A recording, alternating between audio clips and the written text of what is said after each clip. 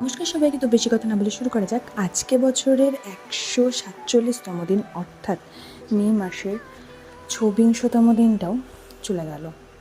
তো ঘুম সেরে উঠেই তোমাদেরকে বললাম আমি গুড মর্নিং।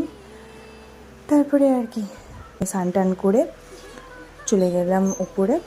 তারপরে ঠাকুরের পোশাক পরে নিলাম, ফুলে তারা মতো সাজিয়ে নিলাম, ঠাকুরদের পুজোও কমপ্লিট করে নিলাম। তারপর ফার্স্ট পথে চলে গেলাম, ফার্স্ট পড়ানোর ওখানে থেকে বেরিয়ে গেলাম। তারপর বাড়ি চলে আসলাম। বাড়ি চলে এসে একটু কুলফি নিলাম, কুলফি নিয়ে ভাইয়াকে দিলাম। তারপরে মালাই কুলফিগুলো নিলাম, 4টা নিয়ে দিয়ে সবাইকে একটা একটা করে দিলাম। বেশ টেস্টি ছিল। তারপরে এই যে ভাইচুকে একটু কোলে নিয়েছিলাম। তারপরে এই যে তারপরে না দুপুরবেলা খাওয়া দাওয়ার পর একটু আচার খাওয়ার ইচ্ছা ছিল, কুলের আচার নিলাম, বাট মোটামুটি ছিল, বেশ ভালো ছিল না। তারপরে আর কি ভাবলাম আজকে যেহেতু বাড়িতেই আছি, সেহেতু অনেক সব কাজ আমায় করতে হবে, তাই একটু ভাবলাম আইসক্রিম বানাই। তাই প্রথমে চিনির শিরা বানিয়ে নিলাম। তারপরে যে ফল টলগুলো কিছু ছিল, যেগুলো আমি লিচুর ইয়েটা এরকমভাবে নিলাম, লিচুর পাল্পগুলো এইভাবে নিলাম। আর মৌসুমি বুনো করছিল, মৌসুমির ইয়েগুলো বের করছিল। চিনি শিরাটা মোটামুটি কমপ্লিট হয়ে গেছে। আর এটা কাজু আর মৌসুমির পেস্ট, এটা এরকম হয়েছিল।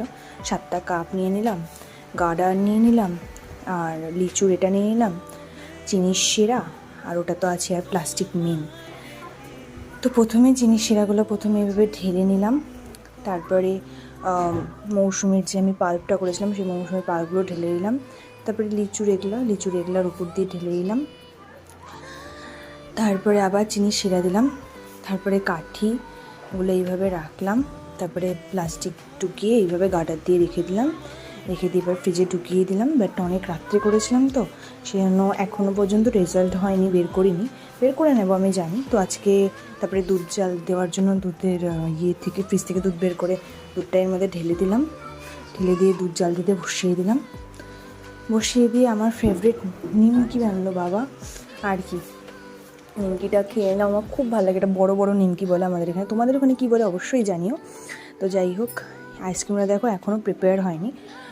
তো আর কি করার, আজকে দেখা যাক আইসক্রিমটা প্রিপেয়ার হয়েছে কিনা। তো এইটুকুই থাক, তোমাদের সঙ্গে বাকি কথা পরে হবে, দেখা যাক। টাটা বাই বাই, আবার যেন দেখা পাই।